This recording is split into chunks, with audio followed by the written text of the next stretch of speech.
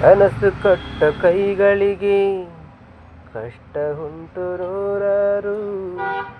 ಬ್ರಹ್ಮ ಬರೆದ ಬರಹದಲ್ಲಿ ದಿನಕ್ಕೊಂದು ತಕರಾರು.